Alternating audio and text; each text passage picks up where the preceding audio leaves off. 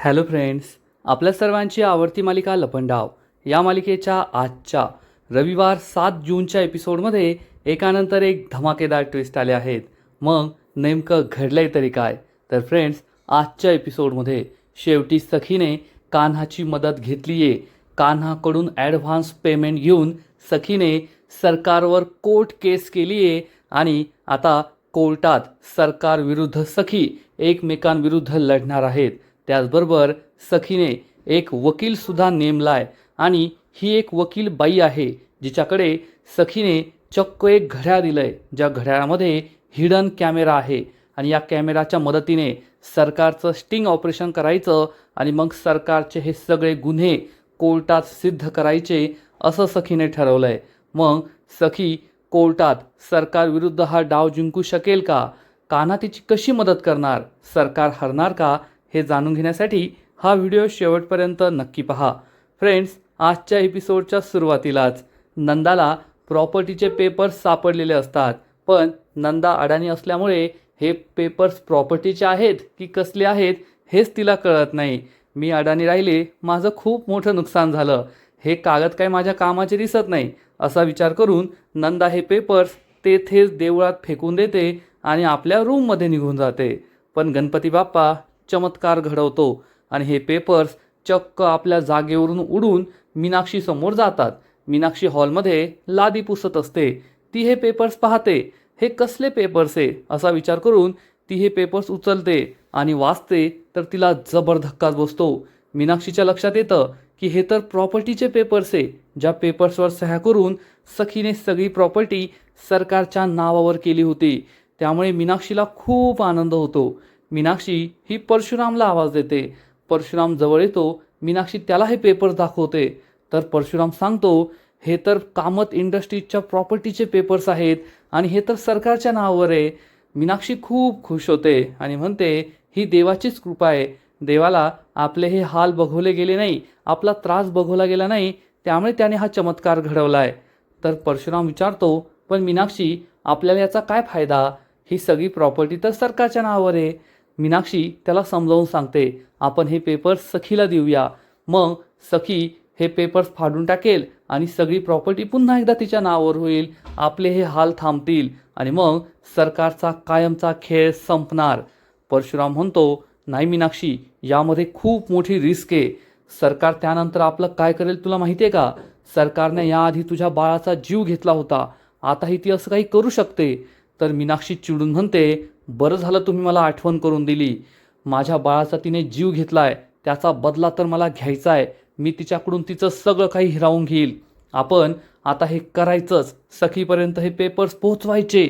तर परशुराम तिला समजवण्याचा प्रयत्न करतो, मीनाक्षी ही खूप मोठी रिस्क आहे बरं का. तर मीनाक्षी त्याला समजावून सांगते, अहो आता यापेक्षा आपले अजून काय हाल होणार आहे? भिकाऱ्यासारखं जगतोय आपण या घरामध्ये, त्यापेक्षा मेलेलं बरं ना. पण जर सखीपर्यंत आपण हे पेपर्स पोहोचू शकलो तर सगळं ठीक होईल. परशुराम म्हणतो, ठीक आहे मीनाक्षी, मी तयार आहे, पण त्याआधी आपल्याला हे पेपर्स घरातच लपवावे लागतील. मीनाक्षी म्हणते, ठीक आहे, मी काहीतरी करते. मीनाक्षी ही किचनमध्ये येते तर तिला गॅस ओट्यावरच एक बाटली दिसते आणि मीनाक्षीला एक आयडिया सुचते. मीनाक्षी ही बाटली घेऊन परशुरामजवळ येते आणि परशुरामला सांगते, तुम्ही याची चुरळी करा आणि या बाटलीमध्ये टाका, म्हणजे कोणालाही संशय येणार नाही. परशुरामला सुद्धा ही आयडिया आवडते आणि परशुराम हे पेपर्स बाटलीमध्ये लपवून ठेवतो. हे दोघे लगेचच जिन्याने सखीच्या रूममध्ये जातात आणि सखीच्या ड्रेसिंग टेबलवर ही बाटली ठेवून देतात आणि लगेचच या रूमच्या बाहेर पडतात. इकडे सखी ही तिच्या वर्क डेस्कवर येऊन बसते. तिच्या आजूबाजूच्या सगळ्या मुली तिच्या हातात हे नवीन घड्याळ पाहतात आणि म्हणतात, अरे वा, जॉबच्या पहिल्याच दिवशी नवीन घड्याळ, लकी आहे कुणीतरी. सखी काहीच बोलत नाही आणि तिच्या कामाला सुरुवात करते.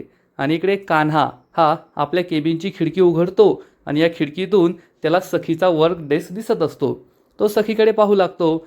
सखी त्याच्याकडे पाहत असते. सखी त्याच्याकडे दुर्लक्ष करून आपल्या कामाला सुरुवात करते. पण सखीच्या आजूबाजूला ज्या मुली असतात त्या मात्र कान्हाकडेच एकटक पाहू लागतात. सखी आपल्या कामात लक्ष देत असते, कान्हा तिच्याकडे लक्ष देत असतो आणि सखीच्या आजूबाजूच्या सगळ्या मुली कान्हाकडे पाहत असतात एकटक. सखी ही आपल्या शेजारच्या मुलीला काहीतरी विचारण्यासाठी उभी राहते. तेवढ्यात तिच्या लक्षात येतं की या सगळ्या मुली चक्क कान्हाकडे पाहताय आणि कान्हा माझ्याकडे पाहतोय. सखीचा चांगलाच जळफळाट होतो. शेवटी सखी ही कितीही दाखवत असली की कान्हा आणि माझं काही नातं नाहीये, पण तिचा कान्हावर प्रेम तर आहे. त्यामुळे सखीचा खूप जळफळाट होतो आणि सखी ही कान्हाला इशारा करते, हो मध्ये खिडकी बंद कर. आणि कान्हा खिडकी बंद करतो. तेव्हा कुठे सगळ्या मुली या नाराज होऊन आपल्या कामाकडे लक्ष देतात आणि मग सखी या मुलींना आपल्या कामाबद्दल विचारते. थोड्याच वेळात लंच टाईम होतो. सगळ्या मुली आपापला डबा घेऊन लंच टाईमसाठी निघून जातात आणि सखीसुद्धा आपला डबा उचलते. तेवढ्यात तिला आठवतं की आज कान्हाने तिला शिक्षा दिली आहे तिच्याबरोबर जेवण करण्याची आणि सखी ही कान्हाबरोबर जेवायला त्याच्या केबिनमध्ये जाते. इकडे मीनाक्षी आणि परशुराम जिन्यावरून खाली येणार तर सरकार तेथे उभी असते आणि सरकारला कळलेलं असतं की तिचे प्रॉपर्टीचे पेपर्स गायब आहेत. मीनाक्षी आणि परशुराम पतली गलीसे जाऊ लागतात तर सरकार या दोघांना चुटकी वाजून थांबवते आणि जाब विचारते, देवळात या ग्रंथाखाली माझी एक महत्त्वाची वस्तू होती, ती वस्तू कोठे आहे? मीनाक्षी आणि परशुरामला मोठा धक्काच बसतो. दोघे गप्प बसतात, खूप घाबरतात. सरकार विचारते, लवकर सांगा माझी वस्तू कोठे आहे? मीनाक्षी सांगते, नाही सरकार, आम्हाला नाही माहीत. सरकार चिडून म्हणते, बऱ्या बोलाने सांगा, नाहीतर या हॉलमध्ये मी हिडन कॅमेराज इन्स्टॉल केले आहेत. मी त्याचं फुटेज चेक करेल, मग मला कळेलच आणि मग तुमची काय अवस्था होईल ना याची जबाबदारी मी घेणार नाही. परशुराम आणि मीनाक्षी खूप घाबरतात. परशुराम म्हणतो, त्याचं काय झालं सरकार? तेवढ्यात मीनाक्षी म्हणते, तुम्ही फुटेज चेक करा. हे ऐकून परशुरामला मोठा धक्काच बसतो. तर सरकारला समजतं की परशुरामला माहिती आहे सगळं, पण मीनाक्षी त्याला काही बोलू देत नाहीये. सरकार चिडून मीनाक्षीचं तोंड पकडते आणि म्हणते, आजकाल तू खूपच बोलायला लागली आहेस. मीनाक्षीला त्रास होतो. सरकार चिडून म्हणते, आता मी तुला काही सोडत नाही. तर परशुरामला सरकार विचारते, हा परशू, तू काय सांगत होता? तू सांगत होता ना की आता त्याचं काय झालं, पण तू बोलता बोलता थांबला. सांग बरं काय सांगायचं होतं? तर परशुराम म्हणतो, नाही सरकार, तेच सांगायचं होतं की तुम्ही फुटेज चेक करा. सरकार खूप चिडते आणि म्हणते, ठीक आहे मीनाक्षी, जा परशुरामची ट्राउझर घेऊन ये. मीनाक्षी विचारते, हां? सरकार म्हणते, परशूची ट्राउझर घेऊन ये, जा पटकन. मीनाक्षी ट्राउझर घ्यायला जाते. सरकार या परशुरामला चांगलीच हूल देते, आणखीन घाबरवते. आणि इकडे सखी कान्हाच्या केबिनमध्ये डबा घेऊन येते. कान्हा तर आधीच तिची वाट पाहत असतो. कान्हा म्हणतो, या बेबी सरकार, बसा. सखी त्याच्या समोर बसते आणि कान्हाला म्हणते, ऑफिसमधील सगळ्या मुली तुझ्यावर फ्लॅट आहे. तर कान्हा म्हणतो, काय करणार, आता मी आहेच या ऑफिसचा कान्हा. तर सखी चिडून म्हणते, काय? कान्हा म्हणतो, नाही काय नाही काय नाही. सखी त्याला समजवण्याचा प्रयत्न करते, किती मोठं नुकसान होतंय तुला माहिती आहे का? कान्हा विचारतो, कोणतं नुकसान? तर सखी त्याला समजावून सांगते, सगळ्या मुली काम सोडून तुझ्याकडेच एकटक पाहत राहतात. कामाचा किती वेळ वाया जातो, मग त्यामुळे आपल्या कंपनीचं किती मोठं नुकसान होऊ शकतं. तू त्यांना समजून सांगायला हवं, माझ्याकडे नाही, कामाकडे लक्ष द्या. कान्हा म्हणतो, असं का? ठीक आहे, पण माझ्यापेक्षा तुम्ही त्यांना समजावून सांगितलं ना तर चांगलं होईल. त्यांना असं वाटेल की या बिचाऱ्या नवऱ्याची बायको आपल्याला सांगतीये, मग त्या माझ्याकडे पाहणार नाही. सखी कान्हाकडे रागारागाने पाहते. कान्हा म्हणतो, द्या तुमचा डबा. तर सखी त्याला काही डबा देत नाही. कान्हा म्हणतो, असं आहे का, डबा द्यायचा नाही तुम्हाला मला? ठीक आहे, मी ना आता बाहेरचं काहीतरी तळलेलं तुपकट तेलकट खातो. तर सखी चिडून म्हणते, मला मूर्खात काढू नका सर, तुम्ही तुमचा टिफिन आणलाय, हा टिफिन का फक्त दाखवायला आणला की काय? कान्हा म्हणतो, अरे हो, मी तर विसरलोच. आणि मग सखी तिचा टिफिन उघडते आणि कान्हा तिची सगळी बटाट्याची भाजी स्वतःच्या प्लेटमध्ये टाकून घेतो आणि मग सगळ्या पोळ्यासुद्धा आपल्या प्लेटमध्येच टाकून घेतो. सखी चिडून म्हणते, मी 2 पोळ्या एक्स्ट्रा आणल्या, खरं तर तुमच्यासाठी नाही आणल्या, मला जास्त भूक लागली तर खाता येईल म्हणून आणल्या, पण तुम्ही सगळं स्वतःच खाताय, मग मी काय उपाशी राहायचं? कान्हा म्हणतो, अरे हो, माझ्या लक्षातच नाही आलं. आणि कान्हा सखीला अर्ध जेवण तिच्या प्लेटमध्ये देतो. सखी म्हणते, आज काय फक्त माझा डबा खाणार का, तुमचा डबा उघडणार नाही का? तर कान्हा म्हणतो, हो उघडतो. कान्हा त्याचा डबा उघडतो तर यामध्ये चक्क पापड असतो. पापड पाहून सखी खूप खुश होते आणि म्हणते, अरे वा पापड, खरंच कान्हा, आज मला पापड खायचा होता, तू जगातला बेस्ट नवरा आहेस. हे ऐकून कान्हा खूप खुश होतो. सखीकडे एकटक पाहतच राहतो. सखी म्हणते, म्हणजे बॉस, तुम्ही जगातले सगळ्यात बेस्ट बॉस आहात असं मला म्हणायचं होतं. सखी खूप लाजते. कान्हा आणि सखी सगळं जेवण वाढून घेतात आणि मग दोघेही आपला आपला पहिला घास खातात. कान्हाला सखीच्या हातची भाजी खूप आवडते. कान्हा तिचं कौतुक करतो. सखीसुद्धा जेवत असते आणि मग कान्हा सखीला म्हणतो, आता महत्त्वाचं मुद्द्याचं बोलूया. बेबी सरकार, मला माहिती आहे तुम्ही येथे का आला आहात. कारण तुम्हाला पैसे कमवायचे आहेत. मग सरकारविरुद्ध एखादा चांगला वकील नेमायचा आहे आणि सरकारविरुद्ध कोर्टमध्ये केस करायची आहे. आपलं गेलेलं सगळं वैभव परत मिळवायचं आहे आणि यासाठी मी तुम्हाला मदत करू शकतो. मी तुम्हाला हे सगळं पुरवू शकतो. तर सखी म्हणते, नाही कान्हा, त्याची काही गरज नाही आहे. मी माझं माझं मॅनेज करेल. तर कान्हा म्हणतो, मला मान्य आहे तुम्ही सगळं मॅनेज कराल, पण तुम्ही आत्ता कुठे नोकरी सुरू केली आहे. तुमची पहिली सॅलरी व्हायला अजून 1 महिना बाकी आहे. त्यानंतर तुम्ही वकील कराल, त्यामध्ये खूप वेळ जाईल. त्यापेक्षा तुम्ही आता माझी मदत घ्या आणि एखादा वकील अपॉइंट करा. तर सखी चिडून म्हणते, नाही कान्हा, तू माझ्याबरोबर जे काही वागलाय, तू माझी फसवणूक केली आहे ना, ते मी कधीच विसरणार नाही आणि तुझ्याकडून मदत घेणं हे मला चुकीचं वाटतं. मी तुझ्याकडून मदत घेणार नाही. कान्हा म्हणतो, ठीक आहे, मग मी अकाउंट्स डिपार्टमेंटमध्ये फोन करतो, तुम्हाला ॲडव्हान्स पेमेंट देतो. तुम्ही तुमची सॅलरी घ्या आणि मग तुमचं काम करा, वकिलांना नेमा, सरकारवर केस करा. तर सखी चिडून म्हणते, नाही, मी आज ऑफिसमध्ये पहिल्यांदा आली आहे आणि काहीच काम न करता ॲडव्हान्स पेमेंट घेणं हे मला चुकीचं वाटतं आहे. मी ज्या दिवशी पगार असेल त्या दिवशी सगळी प्रोसिजर करेल. तुला मला मदत करायची गरज नाही आहे. आता आपण जेऊया का, नाही तर लंच टाईम संपून जाईल. कान्हाचा नाईलाज होतो. ही सखी काहीच ऐकायला तयार नाही आहे. कान्हा आणि सखी हे दोघे पोटभर जेवण करतात. सखी आपला डबा भरते आणि तेथून जात असते. तर कान्हा तिला थांबवतो आणि म्हणतो, सखी मॅडम, तुम्हाला कधीही गरज लागली तरी मी येथे आहे. मी तुम्हाला मदत करायला नेहमी तयार आहे, एवढं लक्षात ठेवा. सखी काहीच बोलत नाही आणि तेथून निघून जाते. आता सखीला कशी मदत करायची हाच प्रश्न कान्हाला पडतो. आणि मग थोड्या वेळानंतर रात्र होते. सखी ऑफिस संपवून आपल्या घरी येत असते आणि त्याच वेळेस एक बाई तिला धडकते. ही बाई उठून उभी राहते तर सखीला दिसतं की ही चक्क मीनाक्षी काकू आहे. मीनाक्षी रडत असते. सखी विचारते, मीनाक्षी काकू काय झालंय. आणि मीनाक्षी सखीला मिठी मारून रडू लागते. सखी तिला शांत करते आणि विचारते, काय झालं, तुझ्या हातात ती औषधं, घरातलं कुणी आजारी आहे का, कुल्फी तर बरी आहे ना, कुल्फीला काय झालं नाही ना. तर मीनाक्षी सांगते, नाही सखी, कुल्फी बरी आहे, पण तुझे परशू काका. असं म्हणून मीनाक्षी रडू लागते. सखी विचारते, काय झालं. आणि मग मीनाक्षी झालेला सगळा प्रकार सांगते. जेव्हा सरकारने मीनाक्षीला ट्राउझर आणायला सांगितली होती तेव्हा मीनाक्षीने ट्राउझर तर आणली, त्याचबरोबर बेल्टसुद्धा आणला, पॅन्टला लावण्याचा बेल्ट. आणि मग सरकार ही ट्राउझर फेकून देते आणि हा बेल्ट हातात घेते आणि म्हणते, परशू, आजकाल तुमची हिंमत खूप वाढली आहे. तुम्ही खूप गोष्टी लपवायला लागला आहात ना, आता त्याची शिक्षा मिळणार. परशुरामला समजतं की सरकाराला मला पट्ट्याखाली मारणार आहे. परशुराम म्हणतो, सरकार, तुम्हाला मला मारायचं असेल तर मारा, पण मला काही माहीत नाही आहे. सरकार चिडून म्हणते, याचा अर्थ माझी वस्तू तुझ्याकडेच आहे. तर मीनाक्षी खूप घाबरते आणि म्हणते, नाही सरकार, आमच्याकडे तुमची वस्तू नाही आहे. सरकार ही चक्क हा बेल्ट परशुरामच्या गळ्यात घालते आणि त्याचा गळा आवळते. परशुरामला खूप त्रास होतो. सरकार चिडून म्हणते, असं का, तुझ्याकडे माझी वस्तू नाही आहे. परशुरामला काय बोलावं ते कळतच नाही. तो खूप घाबरतो. मीनाक्षी हात जोडून म्हणते, सरकार माफ करा, त्यांना मारू नका, त्यांची काही चूक नाही आहे, तुमची वस्तू आमच्याकडे नाही आहे. मीनाक्षी ढसाढसा रडू लागते. सरकार हा बेल्ट परशुरामच्या गळ्यातून काढून जमिनीवर फेकून देते आणि आपल्या सोफ्यावर जाऊन बसते आणि म्हणते, मीनाक्षी, तो बेल्ट उचल. मीनाक्षी खूप घाबरते. बेल्ट उचलत नाही.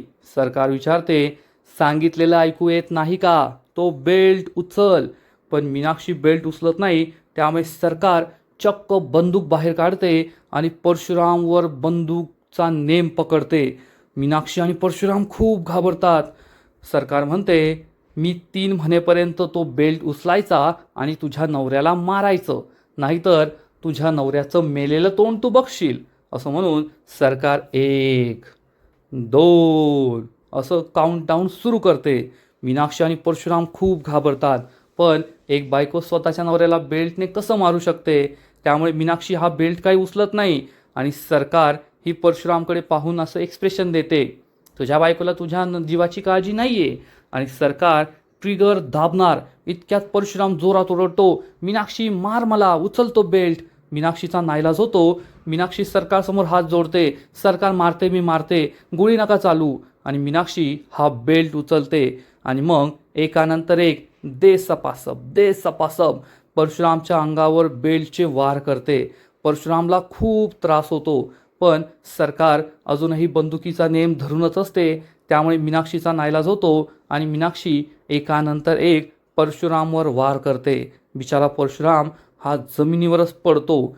मीनाक्षी ढसाढसा रडत असते आणि सरकारला मात्र या सगळ्याचा खूप आनंद होतो. हे सगळं सांगताना मीनाक्षी ढसाढसा रडत असते. सखीला सुद्धा खूप वाईट वाटतं. मीनाक्षी सांगते, सखी तुझ्या परशु काकाला खूप लागलंय. स्वतःच्याच नवऱ्याला बेल्टने मारण्याचं पाप त्या सरकारने माझ्या हातून घडून आणलं. पण आमचा नाईलाज झाला. तुझ्या काकाचा जीव वाचवण्यासाठी मला हे सगळं करावं लागलं. सखी बाळा, त्यांना खूप लागलंय ग, खूप त्रास होतोय, म्हणूनच मी औषधं घेण्यासाठी येथे आले होते. सखीला कळतच नाही की सरकारने असं का केलं. सखी विचारते, पण मीनाक्षी काकू, असं नेमकं काय घडलं होतं ज्यामुळे सरकारने असं सगळं केलंय? सांग ना मला. म्हणजे काहीतरी मोठं घडलं असेल ना, ज्यामुळे सरकारने अशी शिक्षा द्यायला लावली तुला काकाला. तेवढ्यात मीनाक्षी विचार करते, सखीला त्या प्रॉपर्टीच्या पेपर्सबद्दल सांगू का? नको नको. जर मी सखीला त्या प्रॉपर्टीच्या पेपर्सबद्दल सांगितलं तर सखीचा जीव पुन्हा धोक्यात यायचा. ती सरकार तिला परत मारण्याचा प्रयत्न करेल. नाही, मी तिला काही सांगायला नको. असा विचार करून मीनाक्षी ही सखीला खोटं सांगते. काय माहीत काय घडलं, आम्हाला तर काही माहीतच नाही. त्या सरकारने डायरेक्ट मारायला सांगितलं. मीनाक्षी रडत असते. सखी तिला शांत करते. मीनाक्षी म्हणते, सखी बाळा, जाते मी आता. तुझ्या काकांना हा मलम लावायचा आहे ना, त्यांना खूप त्रास होतोय, भेटू नंतर. असं म्हणून मीनाक्षी तेथून निघून जाते. सखीला खूप वाईट वाटतं. सरकार जे काही करतीये, जे काही वागतीये, तिलाही खूप त्रास होत असतो. आता काहीतरी करावंच लागेल असं सखी ठरवते. इकडे सखी सदन चाळीमध्ये कान्हा हा नेहमीप्रमाणे कॅरम खेळत असतो. दिवसभर करोडोंचे व्यवहार करायचे आणि मग सखी सदन चाळीत येऊन चाळकऱ्यांबरोबर कॅरम खेळायचा, असा कान्हाचा दैनंदिन उपक्रम आहे. कान्हा हा क्वीनला जोरात मारतो आणि ही क्वीन कॅरम बोर्डच्या बाहेर जमिनीवर जाऊन पडते. त्याच वेळेस सखी तेथे येते. सखी ही क्वीन उचलते. सखीला पाहून कान्हा खूप खुश होतो.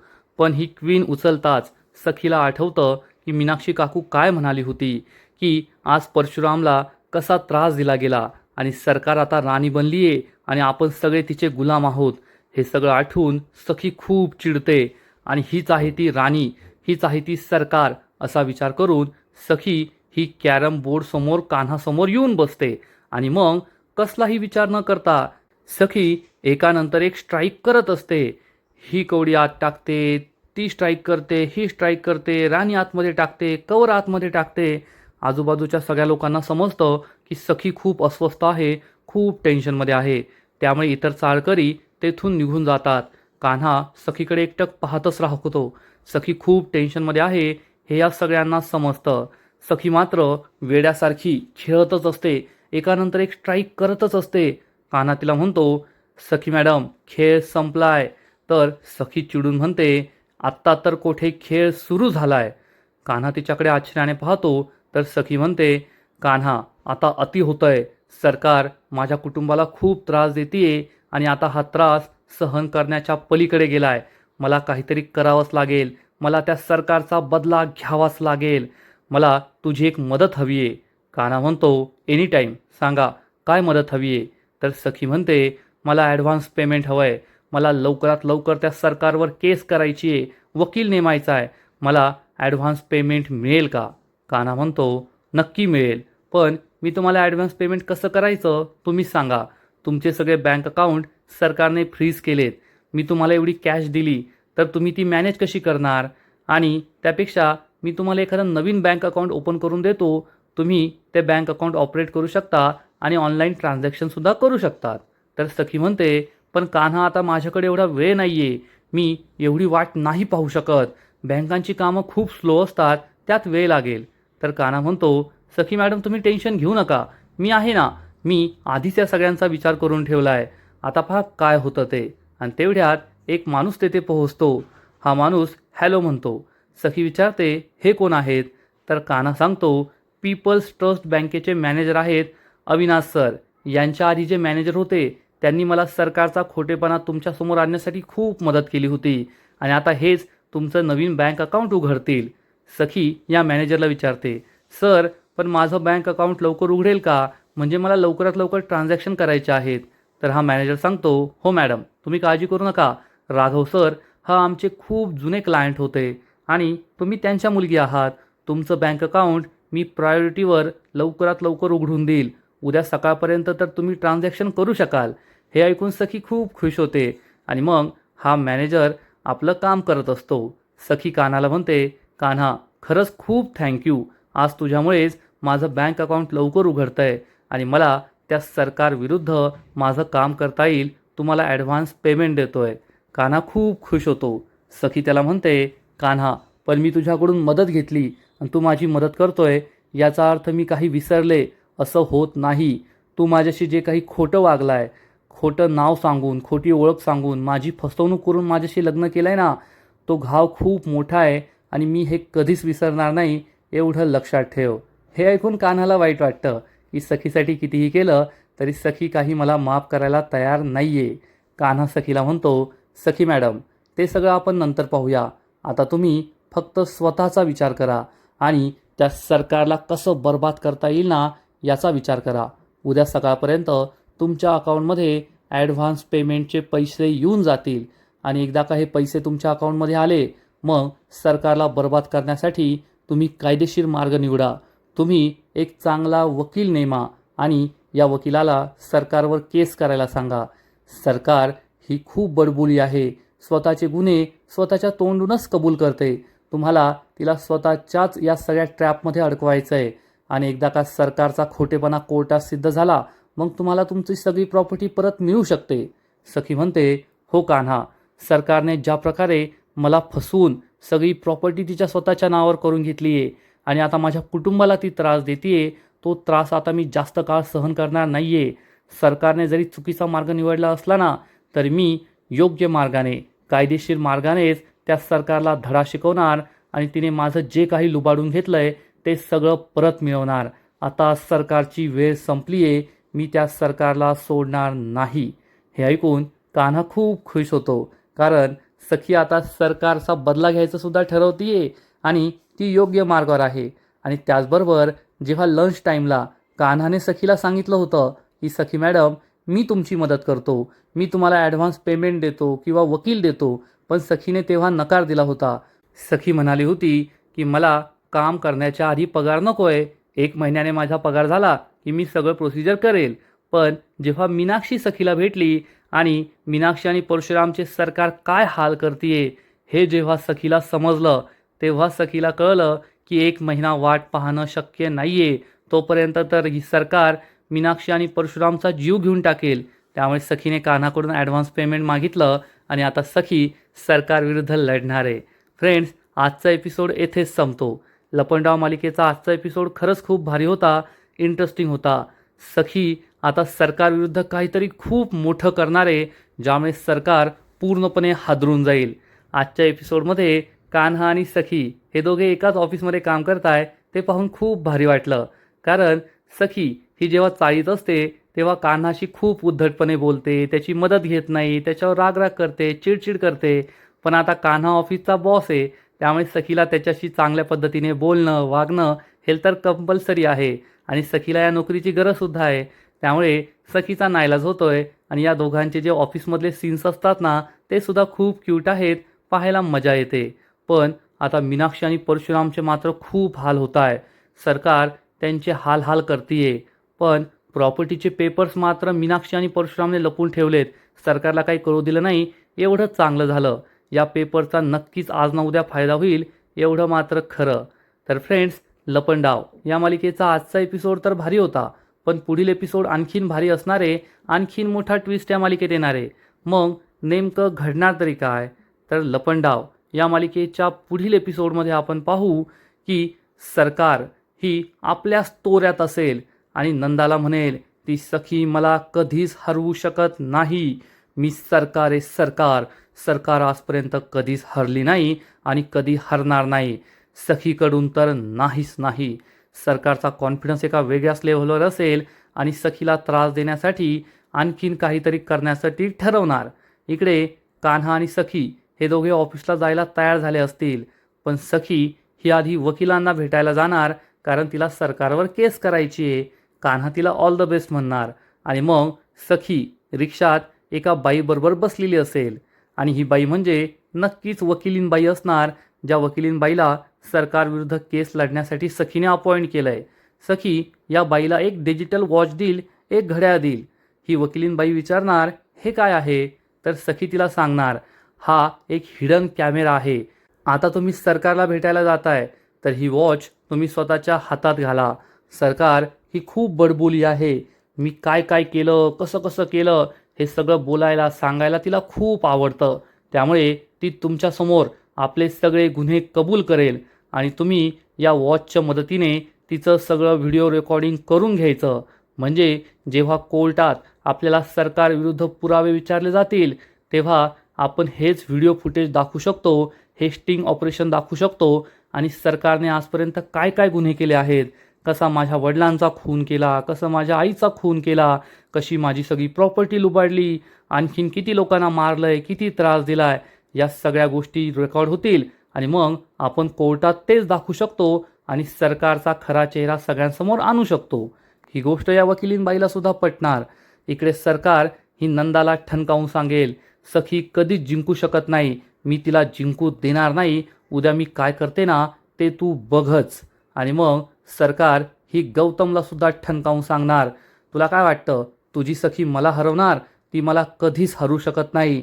या सरकारला हरवणं अशक्य आहे, अशक्य, आणि सखीला ते कधीच जमणार नाही. पण गौतम सुद्धा सरकारला ठणकावून सांगेल माझी सखी तुला नक्कीच हरवणार, ते सुद्धा कायदेशीर मार्गाने, योग्य मार्गाने. त्यामुळे सरकार आणखीनच चिडेल आणि इकडे सखीचा कॉन्फिडन्स सुद्धा एकदम हायवर असणार. सखी या वकिलींना म्हणणार आज सरकारचा खेळ संपणार. सरकार स्वतःच्या तोंडून सगळे गुन्हे कबूल करेल आणि मग सरकारला जेलमध्ये जाण्यापासून कुणीही थांबवू शकणार नाही. मग सखीचा हा स्टिंग ऑपरेशनचा प्लॅन यशस्वी होईल का? ही वकिलीन बाई तर सरकारला मिळालेली नसेल ना. हे सगळं पाहणं खूप इंटरेस्टिंग आहे. तर फ्रेंड्स, तुम्हाला सुद्धा लपंडाव मालिका आवडते का? नक्कीच कमेंट करून सांगा. या मालिकेचे असेच नवीन नवीन एपिसोड, नवीन नवीन अपडेट सर्वात आधी पाहण्यासाठी व्हिडिओला लाईक करा, शेअर करा, चॅनलला सबस्क्राईब करून बेल आयकॉनवर क्लिक करा. म्हणजे या मालिकेचे नवीन नवीन एपिसोड तुम्हाला सर्वात आधी पाहायला मिळतील. खूप खूप खूप धन्यवाद.